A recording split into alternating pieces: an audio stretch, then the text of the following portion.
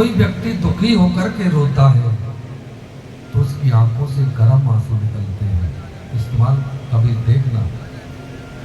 और जब कभी प्रसन्नता में भी आंसू निकल जाते हैं आंखों से तो वो शीतल होते हैं। तो गर्म आंसू तो मेरी आंखों से इसलिए निकल रहे थे कि मुझको जन्म देने वाली माँ मुझे हमेशा के लिए छोड़ करके चली गई। अब माँ मुझे कभी भी मिलेगी नहीं, इसका मुझे भारी कष्ट था। और शीतल आंसू इसलिए मेरी आंखों से निकल रहे थे कि अब मुझे कोई वन में जाने से रोकने वाला नहीं है। अब मैं भगवान का भजन करूंगा। और मैं माता का अंतिम संस्कार करके सीधा उत्तराखंड में चला गया। उत्तराखंड की कंदराओं में खड़ा होकर के मैं एक पैर पर खड़ा होकर के उस मंत्र का जप करने लगा जो संतों ने दिया। ओम नमो भगवते वासुदेवाय। ओम नमो भगवते वासुदेवाय। ओम नमो भगवते वासुदेवाय। ओम नमो भगवते वासुदेवाय। ओम नमो भगवते वासुदेवाय। ओम नमो भगवते वासुदेवाय। ओम नमो भगवते वासुदेवाय। ओम नमो भगवते वासुदेवाय। श्रीमती अनीता दलाल जी और श्री श्याम मित्र सेवा मंडल वाले भैया आकर के व्यास महाराज का पूजन करके आशीर्वाद प्राप्त करें। जय श्री राधे एवं उनके साथी। ओम नमो भगवते वासुदेवाय। ओम नमो भगवते वासुदेवाय। ओम नमो भगवते वासुदेवाय। ओम नमो भगवते वासुदेवाय। सभी बोलो माता ताली बजा करके वासुदेवाय। ओम नमो भगवते वासुदेवाय। ओम नमो भगवते वासुदेवाय। ओम नमो भगवते वासुदेवाय। ओम नमो भगवते वासुदेवाय।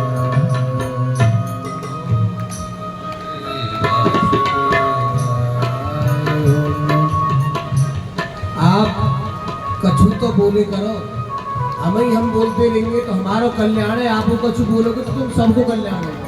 आप भी बोले करो।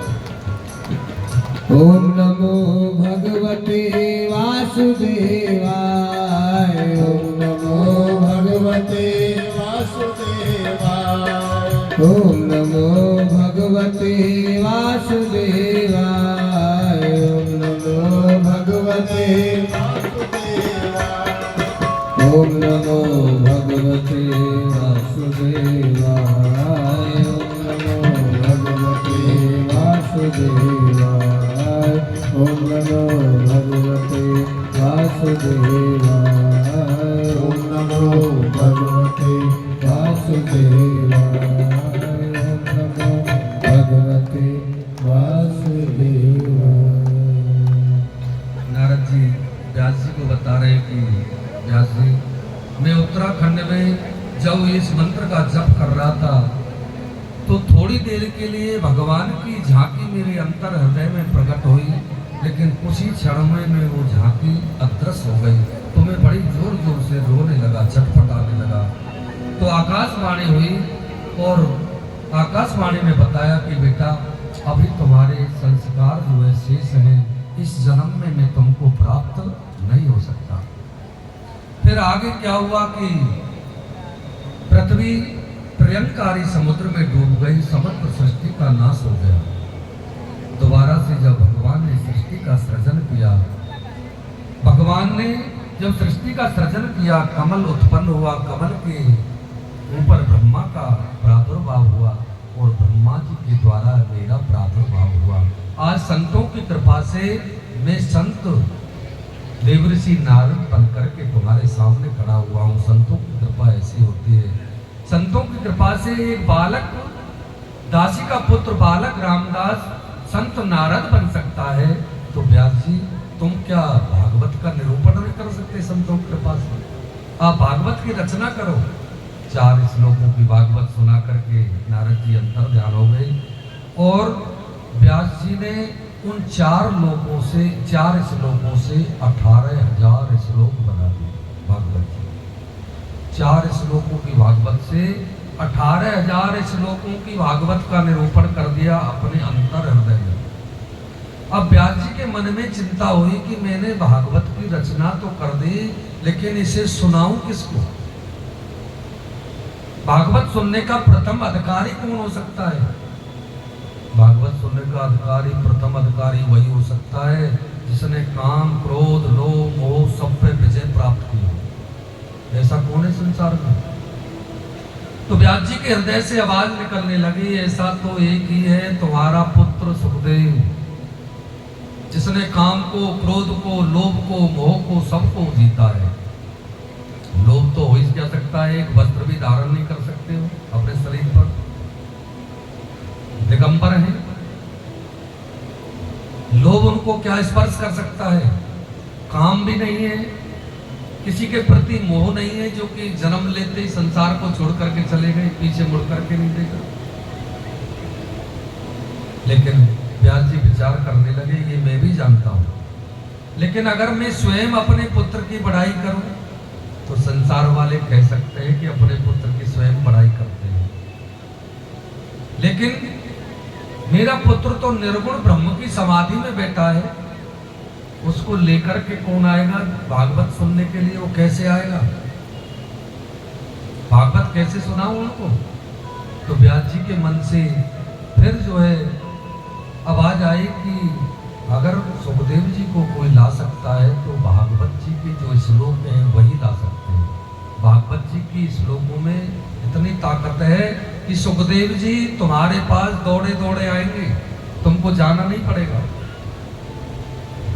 तो व्यास जी ने भागवत जी के कुछ श्लोक थे, अपने शिष्यों को कहा कि तुम इस श्लोक को याद करो और जाओ जहां मेरा पुत्र निर्गुण ब्रह्म की समाधि में बैठा है, इस श्लोक का तुम गायन करो। व्यास शिष्य श्लोक को याद करके गए जहां सुखदेव जी बैठे थे समाधि में, और उस श्लोक को गायन करने लगे व्यास के शिष्य कि बरहा पीड़म नटवर बपो कर्णयो कर्णकारम विप्रदवास कनक कपसम वैजयंती च माला। भगवान की सुंदरता का वर्णन हुआ। सुखदेव जी के कानों में जब ये आवाज गई तो सुखदेव जी की समाधि खुल गई, जो निर्गुण ब्रह्म की समाधि में बैठे थे, और कहने लगे उन शिष्यों से, और आगे बोलो, आगे सुनाओ, बहुत अच्छा लग रहा है, बहुत सुंदर है भगवान। लेकिन वो शिष्य कहने लगे कि हमको तो इतना ही आता है, बस इतना ही याद करके आए हम तो।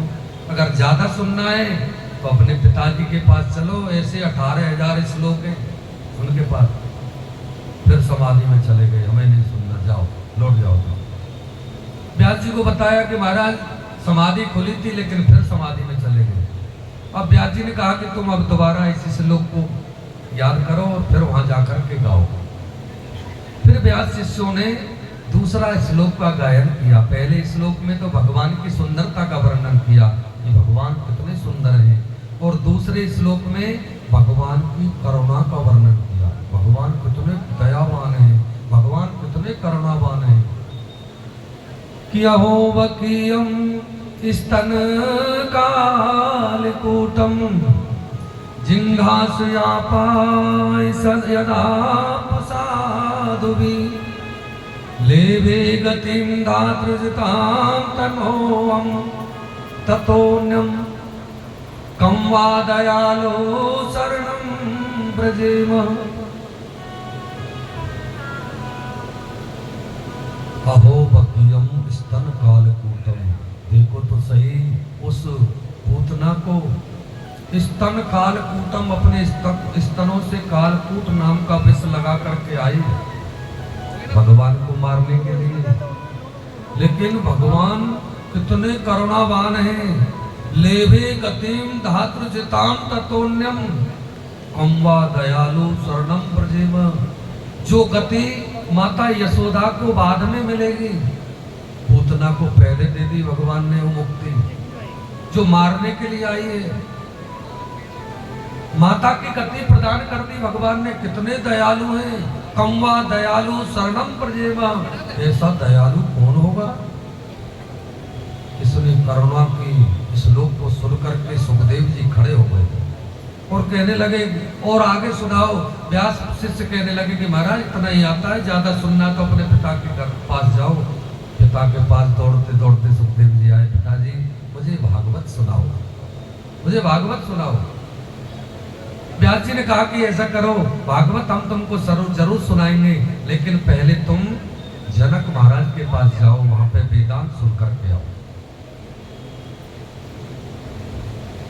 अगर जनक महाराज ने तुमको पास कर दिया तो तुमको हम भागवत सुनाएंगे। काम को क्रोध को तुमने जीता कि नहीं? जनक जी अगर इस बात को कह दे तो सब मान जाएंगे। जनक जी को संदेशा दे दिया कि मेरा पुत्र आ रहा है, उनकी परीक्षा ले लेना। सुखदेव जी जनक के द्वार पर पहुंचे, दरवाजे पे खड़े हो गए और उनसे दरवाजे पे जो सेवक खड़े थे उनसे कहा कि आप संदेशा दे दो कि व्यास पुत्र आए हैं, हमको वेदांत पढ़ना है। सेवकों ने जनक महाराज से कहा कि महाराज एक संत आए हैं, व्यास जी के पुत्र हैं, वो वेदांत पढ़ना चाहते हैं आपसे। तो जनक महाराज तो परीक्षा ले रहे थे उनकी। उन्होंने कहा कि उनसे बोल देना कि अभी 4-5 दिन तक हमारे पास समय नहीं है, वहीं खड़े रहे, हम आपको जरूर वेदांत सुनाएंगे। बोल दिया जी अभी 4 दिन तक इंतजार करो। सुखदेव जी के मन में बिल्कुल भी क्रोध मुद्रा नहीं हुई, ऐसे ही खड़े रहे 4 दिन तक। जनक जी ने सेवकों से कहा कि देखो अगर चले गए हो तो कोई बात नहीं, अगर खड़े हो तो अंदर ले आओ, अगर थोड़ी भी मुद्रा उनकी क्रोध में हो तो उनको वापस कर देना। सेवकों ने कहा कि महाराज जिस मुद्रा में 4 दिन पहले आए थे उसी मुद्रा में खड़े हैं, कोई मुद्रा यानी क्रोध की मुद्रा नहीं है, बिल्कुल भी क्रोध नहीं है। तो क्रोध की परीक्षा हो गई, क्रोध को जीत लिया। अब काम की परीक्षा हो रही है कि काम को जीता कि नहीं। जनक महाराज आए, द्वार पर अंदर ले गए, अंतपुर में जाकर के एक कक्ष में बिठा दिया सुखदेव जी को। जनक जी तो वहां से चले गए।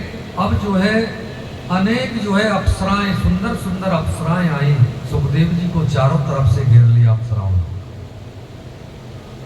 कोई अप्सरा तांबूल दे रही है सुखदेव जी को, कोई चमर डुला रही है, कोई जो है आलिंगन कर रही है सुखदेव जी का। लेकिन सुखदेव जी के मन में बिल्कुल भी कृत्य नहीं है, जैसे बैठे ऐसे बैठे, क्योंकि उनको ये आभास ही नहीं कि स्त्री कैसी होती है, पुरुष कैसा होता है, स्त्री पुरुष का क्या संबंध होता है। उनके मन में बिल्कुल भी विकृति नहीं है। काम ने बिल्कुल भी प्रभावित नहीं किया सुखदेव जी को। तो जनक महाराज ने आकर के सुखदेव जी को प्रणाम किया, दंडवत किया और कहा कि मुझे क्षमा करना, मैं आपको क्या वेदांत पढ़ा सकता हूँ? अरे आप तो स्वयं वेदांत स्वरूप हो, लेकिन मुझसे जो अपराध हुआ है आपके पिता की आज्ञा से हुआ है। आप जाओ, आप जो है स्वयं वेदांत के हस्ताक्षर हो, आपको मैं वेद कैसे पढ़ा सकता हूँ? सुखदेव जी अपने पिता व्यास जी के पास में आए और व्यास जी से सुखदेव जी ने जो है भागवत का अध्ययन किया। भागवत सुन लो। सूत जी महाराज कहते हैं कि ऋषियों, जिस समय परीक्षित राजा को श्राप लगा था ना 7 दिन में मरने का, कोई भी निर्णय नहीं कर पाया कि 7 दिन में परीक्षित की मुक्ति कैसे हो। तो सुखदेव जी आए परीक्षित के पास में, 7 दिन कथा सुनाई सुखदेव जी ने परीक्षित को, और 7 दिन में कथा सुन करके परीक्षित का कल्याण हो गया, मुक्ति हो गई, वैकुंठ धाम के लिए चले गए। तो सोनकादि ऋषियों ने फिर प्रश्न कर दिया कि महाराज ये परीक्षित कौन है, किसके पुत्र है परीक्षित, इनको 7 दिन में मरने का श्राप क्यों लगा? तो सुखदेव जी कह रहे हैं कि ऋषियों, सूत जी महाराज कह रहे हैं कि ऋषियों, जब कौरव और पांडवों का युद्ध चल रहा था, युद्ध में समस्त कौरव जो है मृत्यु को प्राप्त हो गए थे, एक बचा था केवल दुर्योधन।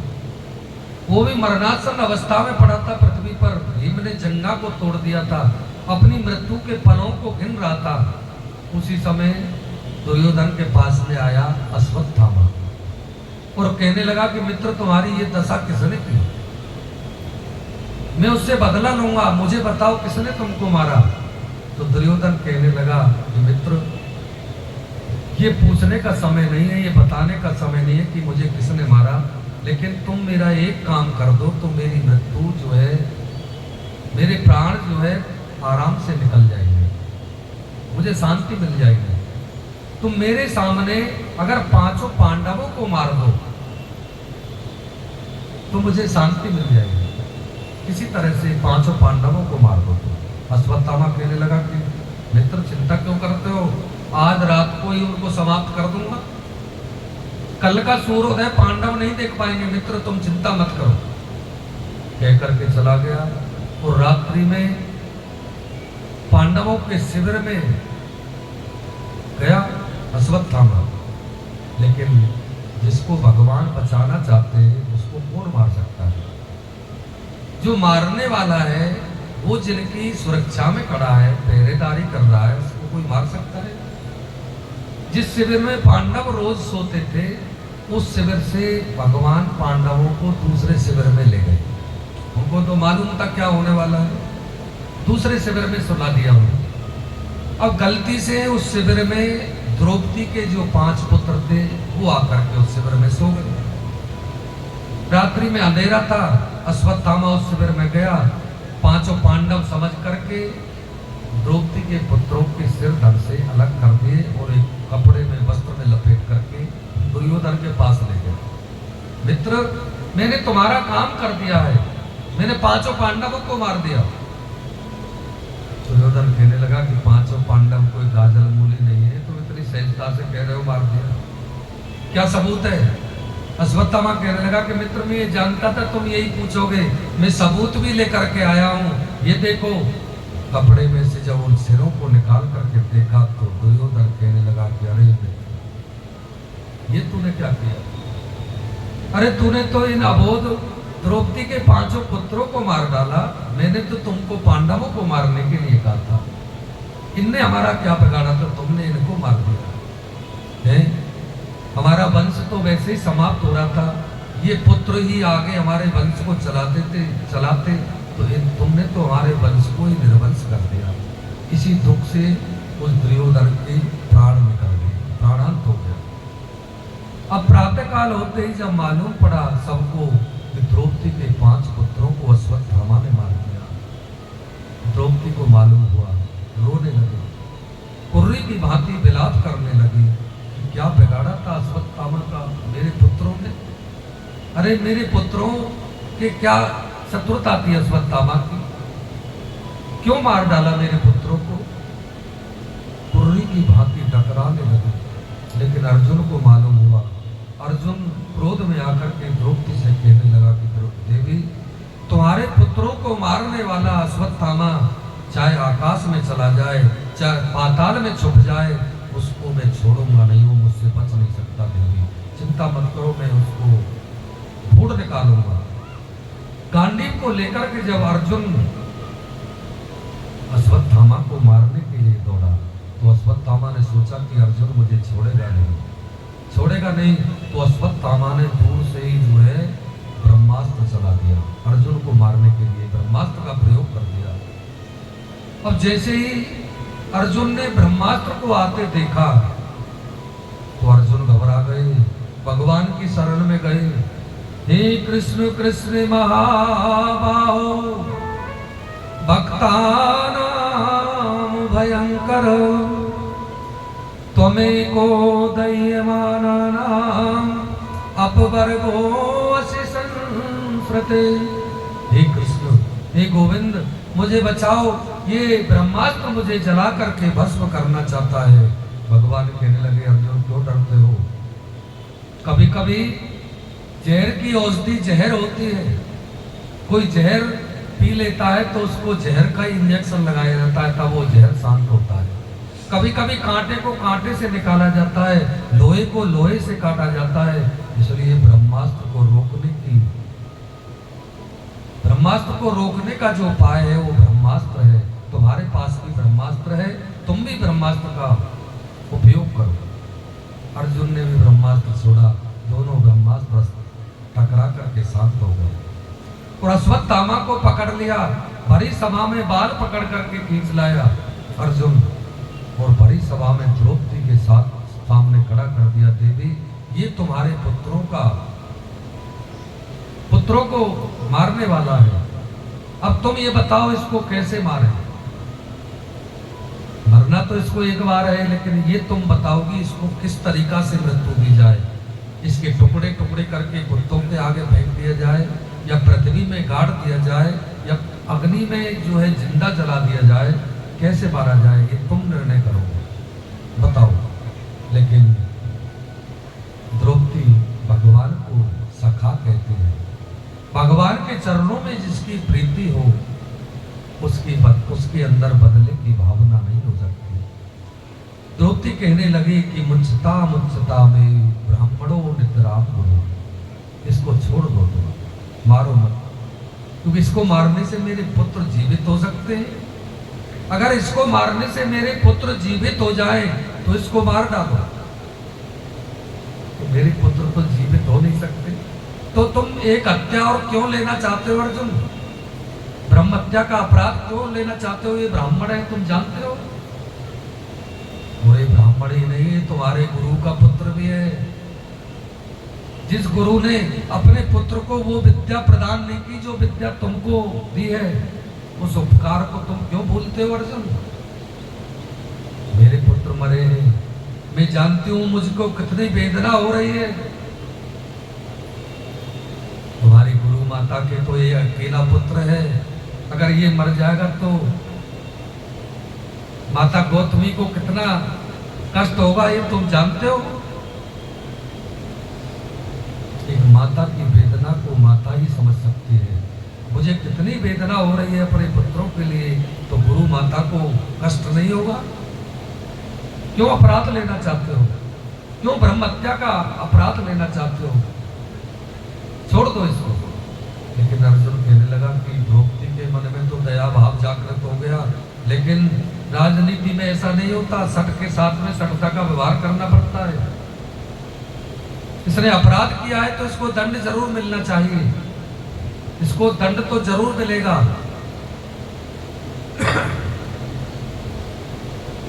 युधिष्ठिर से पूछा कि भाई तुम ही बताओ इसको कैसे मारे। इसको मरना तो निश्चित है, लेकिन आप बताओ कैसे मारे। तो युधिष्ठिर तो धर्मराज के स्वरूप हैं, वो कैसे गलत निर्णय दे सकते हैं। युधिष्ठिर जी कहने लगे कि भैया देख लेना, धर्म शास्त्रों में जो लिखा है उसके आधार पर चलना, कोई अपराध ना हो जाए। इतना इशारा दे दिया, कोई अपराध ना हो जाए। भीम कहने लगा कि देखो अर्जुन, अगर तुमने छोड़ दिया तो मैं इसको नहीं छोड़ूंगा, ये ध्यान रखना। नकुल सहदेव भी सहमत हो गए, इसको मरना जरूर है, लेकिन द्रौपदी कहती है कि इसको मत मारो। उसी सभा में भगवान भी खड़े विचार कर रहे हैं कि हमसे कोई पूछ ही नहीं रहा, अगर पूछेगा तो हम बता देंगे। अर्जुन फिर भगवान की शरण में गया, गोविंद तुम ही बताओ मैं क्या करूं, मैं तो असमंजस में पड़ गया हूं। कोई कह रहा है इसको मार दो, कोई कह रहा है इसको छोड़ दो, मुझे क्या करना चाहिए, आप ही बताओ। तो भगवान ने क्या उत्तर दिया कि ब्रह्म बंधुर्न हंतव्यम आततायी बदारहण। भगवान कह रहे ब्रह्म बंधुर्न हंतव्यम, ब्राह्मण को कभी मारना नहीं चाहिए। और फिर कहा कि आततायी बदारहणम, जो आततायी है, बालकों को हत्यारा है, उसको कभी छोड़ना नहीं चाहिए, उसको जरूर मारना चाहिए। और तुलसीदास जी भी अपनी भाषा में कह रहे हैं कि पूजिए विप्र सकल गुणहीना, पूजिए विप्र शील गुणहीना, सूत्र न गुण गण वेद प्रवीरा। पूजिए विप्र शील गुणहीना, शूद्र न गुण गण ज्ञान प्रवीरा।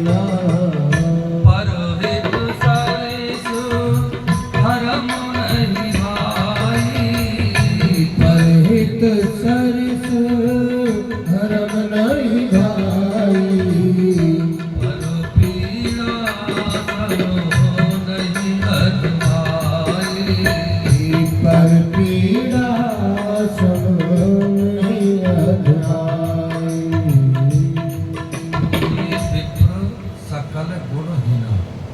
तुलसीदास जी कहते हैं कि ब्राह्मण के अंदर चाहे कोई भी गुण नहीं है, कोई भी गुण नहीं है, लेकिन फिर भी वो पूजनीय है। कोई भी गुण नहीं है तो भी पूजनीय है। गुण बेशक से एक भी मत हो, लेकिन ब्राह्मण है, पूजनीय है। और जिसके अंदर गुण एक भी है नहीं और उसके अंदर 1000 अवगुण भरे हुए हैं, क्या वो पूजनीय? वो पूजनीय नहीं हो सकता। ब्राह्मण है, उसके अंदर मान लो गुण एक भी नहीं है, निर्मल है, तो भी वो पूजनीय है। लेकिन गुण तो एक भी है नहीं और अवगुण हजारों बड़े भरे हुए हैं, तो वो पूजनीय नहीं हो सकता। वो बिल्कुल पूजनीय नहीं हो सकता। पूजिए विप्र सकल गुणहीना, सूत्र न गुण गण वेद प्रवीण। तो कह रहे हैं कि देखो ये बालकों का हत्यारा है, इसको छोड़ना भी नहीं है, लेकिन ये ब्राह्मण है, इसको मारना भी नहीं है। और अर्जुन तो संशय में पड़ गए, विचार करने लगे। भीम कह रहा है कि बताओ तुम्हारे जैसे न्यायाधीश हो जाए फिर तो हो गई फैसले। भगवान कह रहे हैं कि देखो तुमको बोलने की जरूरत नहीं, अर्जुन को हमने गीता सुनाई है, उसको इतना बताना बहुत है, वो समझ सकते हैं। अर्जुन ने क्या किया, अश्वत्थामा की आधी दाढ़ी आधी मूंछ काट दी। वो मस्तक में जो मणि थी अश्वत्थामा के, वो अपने बाण से जो है मणि निकाल ली, खून की धार बहने लगी और अपमानित करके धक्का दे करके भरी सभा से निकाल दिया। एक प्रतिष्ठित व्यक्ति को अगर भरी सभा में अपमानित कर दिया जाए तो इससे बड़ी मृत्यु कोई नहीं हो सकती। अब ये जीवन भर तक बढ़ता रहेगा। अपमानित करके बाहर निकाल दिया, लेकिन अश्वत्थामा के मन में ईर्षा आ गई। अश्वत्थामा को वैसे शुक्रगुजार होना चाहिए था अर्जुन का कि मैंने काम तो मरने का किया था, लेकिन अर्जुन ने मुझे छोड़ दिया है। लेकिन ईर्षा हो गई कि अब मैं अर्जुन को छोड़ूंगा नहीं, अब मैं बदला लेकर के रहूंगा, मैं इनके वंश को निर्वंश कर दूंगा। अश्वत्थामा ने अपने मन में धारण कर लिया, विचार करने लगा इनके वंश में अब बचा भी कौन है। द्रौपदी के 5 पुत्र थे, वो मैंने मार दिए। तब उसको याद आया, नहीं नहीं अभी एक और बच रहा है। मैंने सुना था कि जिस समय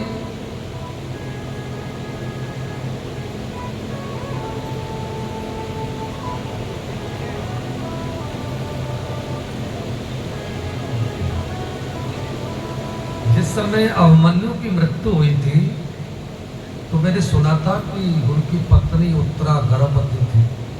आज उसको 9 महीने होने जा रहे हैं।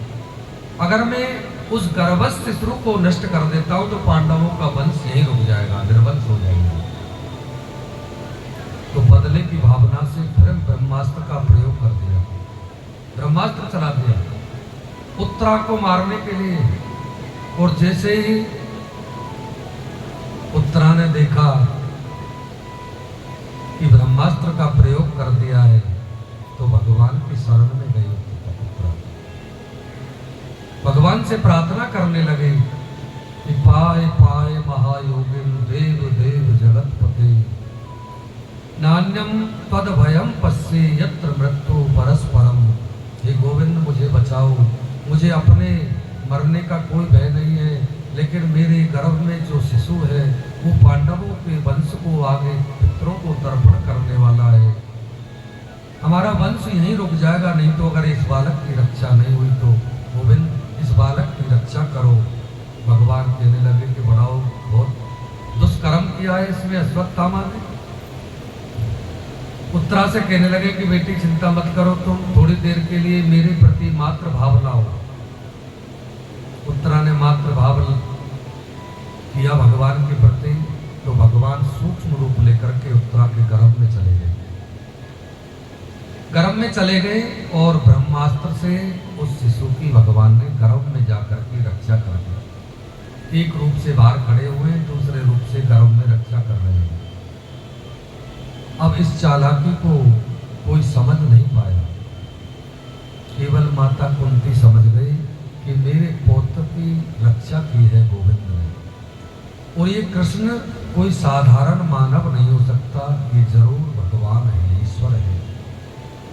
कुंती देवी सीधी भगवान के चरणों में लौट गई, गोविंद के चरणों में लौट गई। पहले तो भतीजा समझ रही थी, लेकिन अब उनको आभास हो गया कि कृष्ण कोई साधारण भतीजा नहीं मेरा, ये स्वयं नारायण है। भगवान की शरण में गई, हे श्री कृष्ण द्वारका वासिन, देव देव जगतपते, हे जगतपति, हे जगदीश्वर, मैं आपकी शरण में हूँ, मैं आपकी शरण में हूँ। और भगवान ने सोचा, कहने लगे कि बुआ तुम ये क्या कर रही हो, ये क्या हो गया तुमको, मुझे भगवान बता रही हो? अरे बुआ मैं तुम्हारा भतीजा हूँ, भतीजा, क्या हो गया तुमको? कुंती माता कहने लगी कि यही तो तुम्हारा नाटक है, किसी को बुआ बनाते हो, किसी को फूफा बनाते हो, किसी को चाचा चाची बनाते हो, लेकिन तुम ये क्यों भूल जाते हो, तुम सबके परबाबा हो, तुमसे ऊपर कुछ नहीं है। क्या तुम्हारी भी बुआ होती है? क्या तुम्हारी भी माँ होती है?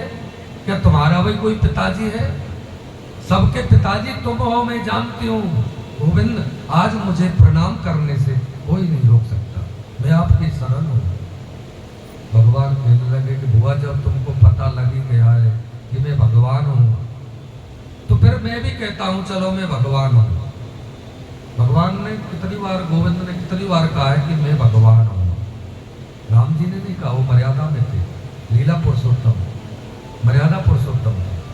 लेकिन गोविंद ने कितनी बार कहा है कि मैं भगवान हूँ, तुम मेरी शरण में आ जाओ, मैं तुम्हारा कल्याण करूंगा। तो आज भगवान फिर कह रहे हैं चलो मैं भगवान हूँ। और भगवान से कुछ ना कुछ मांगा जाता है, तुम भी मांग लो जो तुमको कुछ चाहिए। आज बुआ तुम जो मांगोगी ना, तुमको मांगने में देर हो सकती है बुआ, मैं देने में देर नहीं करूंगा। बताओ क्या चाहिए? युधिष्ठिर तुम सबसे बड़े हो, चलो तुम मांगो। युधिष्ठिर से कहा तुम सबसे बड़े हो, तुम मांगो। तो पता है युधिष्ठिर ने क्या मांगा? गोविंद, अगर आप कुछ देना चाहते हो तो मुझे ये दे दो कि मेरे ऊपर मुसीबतों के चाहे पहाड़ क्यों ना टूट पड़े, कितने भी संकट मेरे जीवन में आए, लेकिन मुझे ये आशीर्वाद दो, मैं सत्य के पथ से हिलूं नहीं, मैं सत्य के मार्ग पर चलता रहूं, मैं सत्य का पालन करता रहूं, मैं सत्य मार्ग पर चलता रहूं, मुझे कितनी भी विपत्ति आ जाए लेकिन मैं विचलित ना हूं। यही आशीर्वाद है, क्योंकि युधिष्ठिर तो स्वयं धर्मराज है, वो सत्य के मार्ग पर चलने वाले हैं। भीमसेन से कहा कि बताओ तुमको क्या चाहिए? भीमसेन कहने लगे कि गोविंद, मुझे तो भूख बहुत लगती है, सब मुझे भोजन भट्ट कहते हैं, तुम मुझे यही आशीर्वाद दे दो कि मैं खाते पीते चलते फिरते सब जब जो है आपका ही स्मरण करता रहूं, बस और कुछ नहीं चाहिए। अर्जुन से पूछा, अर्जुन तुमको क्या चाहिए? अर्जुन ने कहा कि गोविंद, मैंने तो आपको गुरु माना है, ये गुरु और शिष्य का भाव मेरे जीवन से कभी निकले नहीं, यही मेरी कामना है। सुभद्रा से पूछा, भगवान की बहन है, सुभद्रा से कहा कि बहन आज तू भी मांग, तुझे क्या चाहिए? आज तू जो कुछ मांगेगी बहन तेरे लिए अर्पण कर दूंगा, बता। लेकिन सुभद्रा कहने लगी, गोविंद, आपके जो, मेरा जो मन है वो राजहंस है, और आपके जो चरण हैं वो एक पिछड़ा है।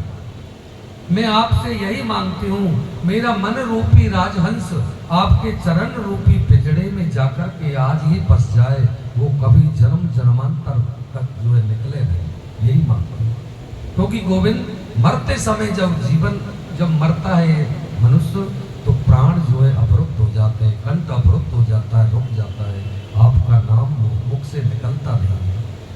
जन्म जन्म मुनि जतन कराई, अंत राम मुख आवत नाई। जन्म जन्मांतर तक ऋषि मुनि संत जन आपका स्मरण करते हैं, राम राम राम राम राम करते हैं, इसलिए कि हमको ऐसी आदत हो जाए राम राम करने की कि मरते समय भी भगवान का नाम हमारे मुख से निकले। लेकिन मरते समय जो विचित्र समय होता है, उस समय मुख से राम का नाम नहीं निकलता गोविंद। इसलिए मैं आज ही अब मेरा मन आपके चरणों में फंस जाए, वो कभी फिर निकले नहीं, मेरी यही कामना है। सबने कुछ ना कुछ मांगा। कुंती बुआ खड़ी हुई है शांत। बुआ से भगवान कहने लगेंगे, बुआ तुम भी कुछ मांगो, तुम भी कुछ मांगो। तो बुआ कहने लगी, कुंती कहने लगी, गोविंद मांगते तो वो है जिनके पास कुछ होता नहीं, मेरे पास तो सब कुछ है, मैं क्या मांगू आपसे। नहीं बुआ, आज तुमने मुझसे भगवान कहा है तो आज तो तुमको जरूर कुछ ना कुछ मांगना पड़ेगा। मैं तुमसे कहता हूँ बुआ कुछ मांगो। तो साड़ी के पल्लू को ऐसे कर दिया गोविंद के आगे, गोविंद जो मैं मांगूंगी वो दोगे? कि हाँ बुआ, तुम जो मांगोगी वो दूंगा। तो गोविंद जितने भी संसार के दुख हैं, मेरे जीवन में एक विपत्ति ना हटे जब तक दूसरी विपत्ति आ जाए। मेरे जीवन में विपत्ति पे विपत्ति, विपत्ति पे विपत्ति आती रहे, मैं यही मांगती हूँ आपसे, यही मैं मांगती हूँ। गोविंद कहने लगे कि बुआ तू क्या मांग रही है? विपत्ति भी कोई मांगने की चीज है? अरे बुआ, विपत्ति से तेरा पेट नहीं भरता? तुमको विपत्ति के सिवाय अब तक मिला ही क्या है? तुम्हारे जीवन में विपत्ति के अलावा और है ही क्या? तुमने कितनी विपत्ति झेली जीवन में, फिर भी तुम्हारा मन विपत्ति से नहीं भरता। कुंती माता की जीवन चरित्र पे थोड़ी सी नजर डाल के देखो। कुंती का जन्म कहाँ हुआ पता है? मथुरा में। सूरसेन के यहाँ कुंती का जन्म हुआ। नाम था प्रथा,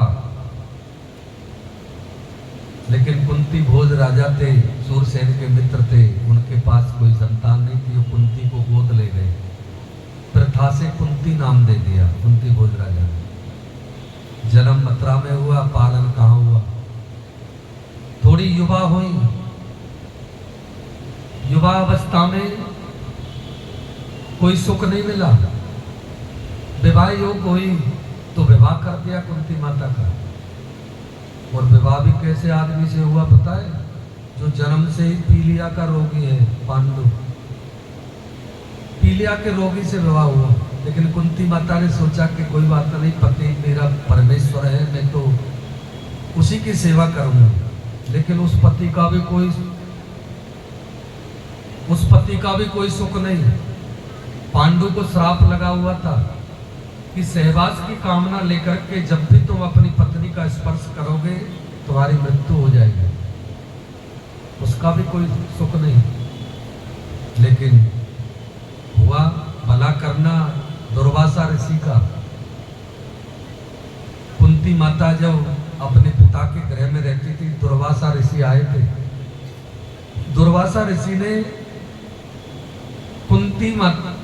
दुर्वासा ऋषि की कुंती माता ने बहुत सेवा करी थी। प्रसन्न होकर के कुछ मंत्र दे गए थे कि तुम जब भी जिस देवता का स्मरण करोगे वो देवता तुम्हारे सामने प्रकट हो जाएगा। तो कुंवारी अवस्था में ही कुंती माता ने उन मंत्रों की परीक्षा के लिए सूर्य भगवान का आह्वान कर लिया। सूर्य भगवान प्रकट हो गए। अब सूर्य भगवान कुंती से कहने लगे, बताओ इसलिए आपने स्मरण किया, क्या चाहिए आपको? कुंती कहने लगी, नहीं महाराज, मैंने तो ये मंत्र वैसे ही परीक्षा के लिए कर दिया था, मुझे कुछ नहीं चाहिए। लेकिन सूर्यदेव कहने लगे कि नहीं, हम आते हैं तो कुछ ना कुछ दे करके जाते हैं। अब तुमको एक पुत्र होगा, ये हमारा आशीर्वाद है। कुंती कहने लगे कि भगवान मेरा तो अभी विवाह भी नहीं हुआ, मैं तो कुंवारी हूँ। लेकिन सूर्यदेव कहने लगे कि तुम कुमारी रहोगे, ये तो देव शक्ति से होगा। चले गए वरदान देकर के। पुत्र हुआ जिसको आप करण के नाम से जानते हैं। लोक लज्जा के वैसे कुंती ने उसको फूस में लपेट करके यमुना में प्रवाह कर दिया, गंगा जी में प्रवाह कर दिया। जब वो बालक बह करके जा रहा था तो अधिरथ नाम का एक सूत था, वो स्नान कर रहा था गंगा में। उसने उस बालक को देखा और निकाल करके ले आया। वो अधिरथ नाम के सूत ने उस बालक का पालन किया। उसको हम करण के नाम से जानते हैं, सूत पुत्र करण। कुंती माता का विवाह हुआ पांडु से, जो कि अपनी पत्नी के पास सहवास की कामना लेकर के नहीं जा सकता था। कुंती माता ने उस मंत्रों के प्रभाव से धर्मराज युधिष्ठिर का आह्वान किया, धर्मराज का आह्वान किया तो धर्मराज की कृपा से युधिष्ठिर का प्रादुर्भाव हुआ। पवन देव को बुलाया, भीम का प्रादुर्भाव हुआ। इंद्र का आह्वान किया तो अर्जुन का प्रादुर्भाव हुआ। कुंती माता की जो सौत है माद्री, उसके लिए अश्विनी कुमारों को बुलाया। उनकी कृपा से 2 पुत्र हुए, नकुल और सहदेव। एक दिन पांडु महाराज अपने मन को काबू में नहीं कर सके, सहवास की कामना लेकर के माद्री के पास में गए। स्पर्श करते ही उनकी मृत्यु हो गई। अब माद्री कहने लगी कि मेरी वजह से पति की मृत्यु हुई है, इसलिए मैं पति के साथ ही सती हो जाऊंगा। अपने दोनों पुत्रों को कुंती को देकर के माद्री जो है सती हो गई। अब 5-5 पुत्र कुंती के पास में, एक विधवा नारी 5-5 पुत्रों का कैसे पालन करती, जिसमें भी कौरवों के 100 पुत्र पांडवों को दिन रात मारने का प्रयास करते हैं। कभी जहर देकर के, जहर खिला करके मारना चाहते हैं, कभी जो है पेड़ से गिरा करके मारना चाहते हैं, कभी लाक्षा गृह में जला करके मारना चाहते हैं, कभी जो है समुद्र में डुबो करके मारना चाहते हैं, कभी लाक्षा गृह में जला करके षड्यंत्र रचते हैं, जलाने का षड्यंत्र रचते हैं। कभी उनकी पुत्र वधु को भरी सभा में अपमानित किया जाता है। 12 वर्ष का वनवास दिया, 1 वर्ष का अज्ञातवास दिया। हुआ तुम्हारे जीवन में मुझे तो नहीं लगता तुमने कभी सुख भोगा हो। दुख के अलावा तुमने और पाया ही क्या है। आज तुम्हारे पुत्रों को विजयश्री प्राप्त हुई है और आज मैंने तुमसे कुछ मांगने के लिए कहा। आज तुम जो है राजमाता बनी हो। आज मैंने तुमसे कुछ मांगने के लिए कहा तो फिर तुम दुख मांग रही हो। इन दुखों से तुम्हारा पेट नहीं भरता। ये दुख भी कोई मांगने की वस्तु है। कुंती माता कहने लगी कि गोविंद, इन दुखों की वजह से आज तुम मेरे सामने खड़े हो। अगर मेरे जीवन में विपत्ति नहीं आती तो हम आपका स्मरण नहीं करते, और स्मरण नहीं करते तो आप हमारी रक्षा करने के लिए नहीं आते गोविंद। इसलिए विपत्ति को विपत्ति नहीं कहते, संपत्ति को संपत्ति नहीं कहते। कि सुख के माथे सिल पड़े जो हरि हृदय से जा, बलिहारी वा दुख की जो पल पल नाम जपाए। विपदो नैव विपदः संपदो नैव संपदः। विपद नारायण विस्मृति, संपत नारायण स्मृति। वास्तव में विपत्ति को विपत्ति नहीं कहते, संपत्ति को संपत्ति नहीं कहते। सबसे बड़ी विपत्ति क्या है बताए? कि जीवन में भगवान को भूल जाना।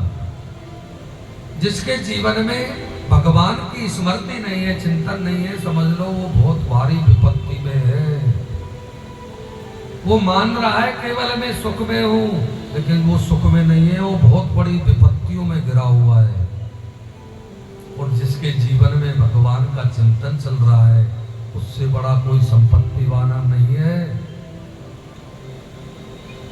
कबीरा सब जग निर्धना, धनवंता नहीं कोई। ये कोई गलत बात थोड़ी है। धनवंता सोई जानिए जो राम नाम धन हो। जिसके राम नाम रूपी धन है ना, वो धनवान है। हनुमान जी कहते हैं कि कहे हनुमंत विपत प्रभु सोई। कहे हनुमंत विपत प्रभु सोई, जब तब सुमरन भजन न होई। जब तब सुमिरन भजन न होई। सबसे बड़ी विपत्ति वो है जो भगवान का सुमरन नहीं होता, समझ लो। कुंती माता से भगवान कहने लगे कि बुआ अब मैं तुमको विपत्ति नहीं दे सकता।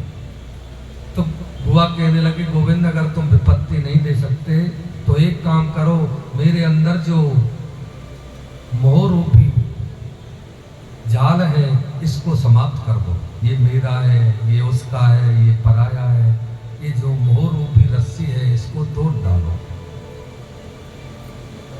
और मुझे आप अपनी भक्ति प्रदान कर दो।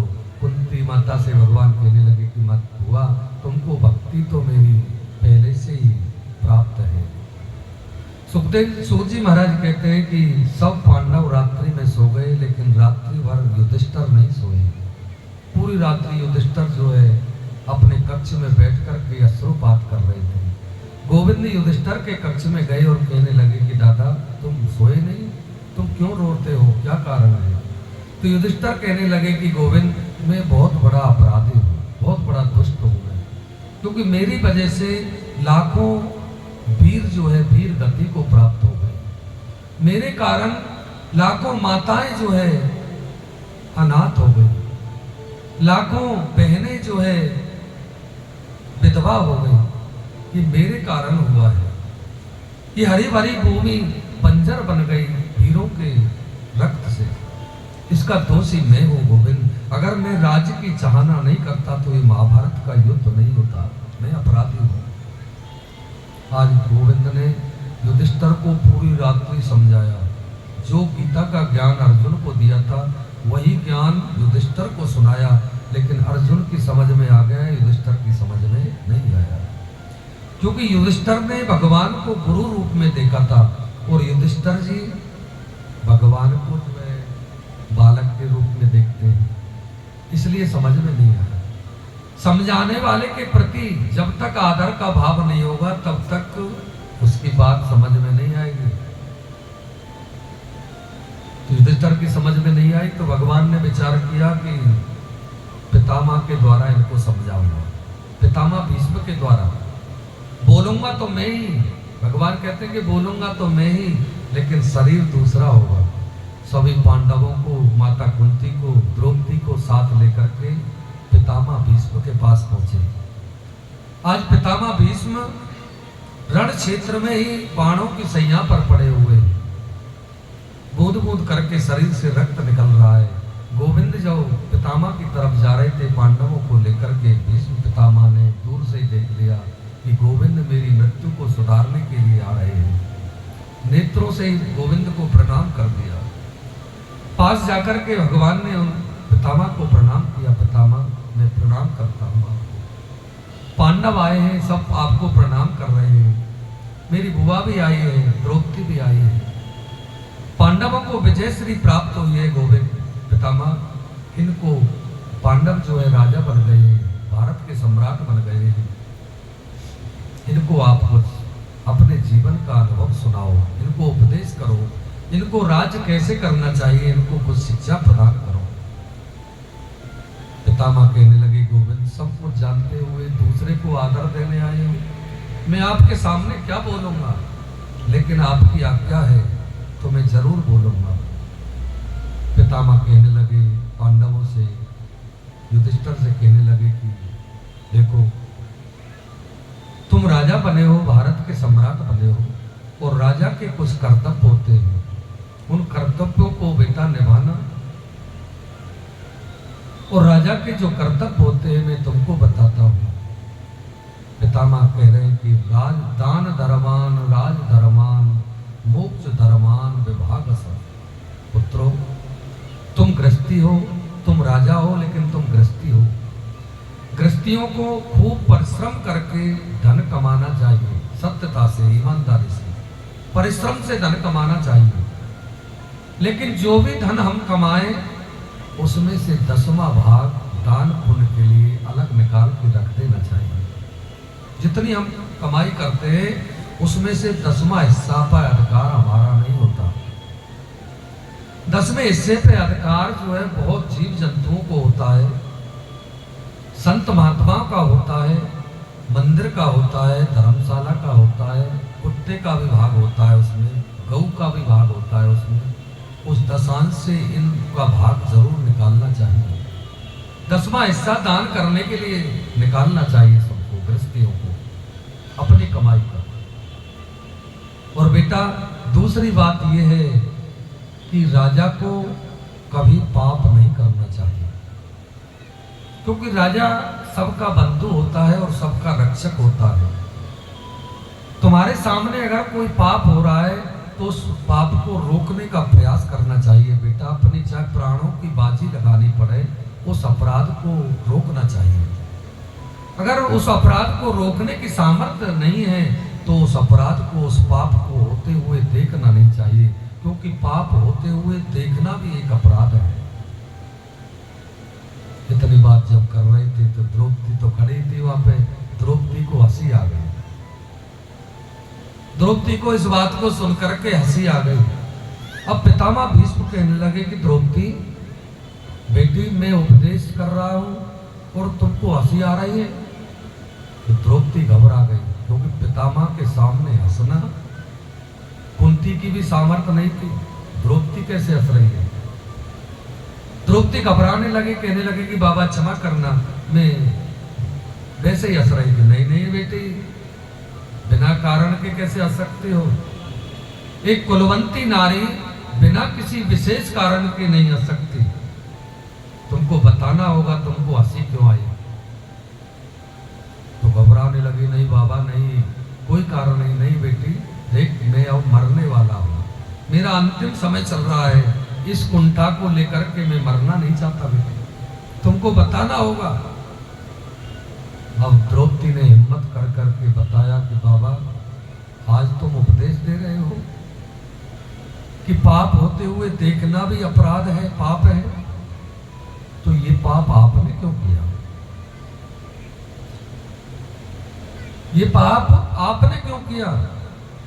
मुझे अच्छी तरह से याद है कि जब शिशुपाल मेरी साड़ी को खींच करके भरी सभा में मुझे लेके आया अपमानित करता हुआ, उस सभा में सबसे ऊंचे सिंहासन पे आप ही विराजमान थे और मैंने आपसे पूछा था कि पितामह एक रजस्वला नारी को भरी सभा में खींच करके लाना ये कहां का धर्म है? लेकिन आप कुछ बोले नहीं। और मैंने दूसरा प्रश्न आपसे ये किया था कि मुझे ये बताओ, जब पांडव अपने आप को दांव पे लगा चुके, वो सेवक बन चुके, दास बन चुके, तो एक दास को, एक रानी को दांव पे लगाने का अधिकार किसने दिया? अगर पहले मुझे दांव पे लगा देते तब तो मैं मान जाता, लेकिन जो स्वयं दास बन गए तो उन दासों को अधिकार किसने दिया एक राज रानी को दांव पे लगाने? लेकिन आपने कोई जवाब नहीं दिया। आप नीचे सिर करके जो है बैठे रहे। आपकी कौन सी व्यवस्था थी जो आप उत्तर नहीं दे सके? मैं ये भी जानती थी कि आप अगर थोड़ा सा इशारा कर देते ना तो क्या सामर्थ्य शिशुपाल की मुझसे स्पर्श भी कर जाता? क्या सामर्थ्य दुर्योधन की? लेकिन आप चुप बैठे रहे, आप इस महापाप को देखते रहे। ये पाप आपने क्यों किया? सूर्य जी महाराज कहते हैं कि ऋषियों, इतनी बात को सुनकर के पितामह भीष्म हिचकियों से रोने लगे, हिलकियों से रोने लगे, आंखों से पनारे बहने लगे। जो धुरंधर वीर पराक्रमी संत जीवन में कभी रोया नहीं, लेकिन आज अपनी हिलकियों को रोक नहीं पाया, बिलक बिलक के रोने लगा और कहने लगा द्रौपदी से कि बेटी, तुम जानती हो आज मुझे बाणों की सैया पे लेटे लेटे 54 दिन हो गए। 54 दिन से मैं बाणों की सैया पे पड़ा हूं बेटी, उसी पाप का प्रायश्चित भोग रहा हूं। नहीं तो मुझे इंद्र भी परास्त नहीं कर सकता बेटी, मुझे इंद्र भी नहीं मार सकता। तो अर्जुन की क्या सामर्थ्य है कि मुझे बाण मार जाए? अर्जुन ने मेरे शरीर में हजारों बाण मारे हैं। अगर मैं नहीं चाहूं ना तो मैं मर नहीं सकता, मुझे इच्छा मृत्यु का वरदान मिला है। उसी पाप का मैं प्रायश्चित कर रहा हूं बेटी। नहीं तो मैंने कभी पिछले 124 जन्मों तक मैंने कोई अपराध नहीं किया। मैंने गोविंद से पूछा था कि गोविंद, मैंने कोई जीवन में कई जन्मों तक अपराध नहीं किया, 124 जन्मों का मुझे स्मरण है। तुम्हें कौन से पाप का प्रायश्चित भोग रहा हूँ?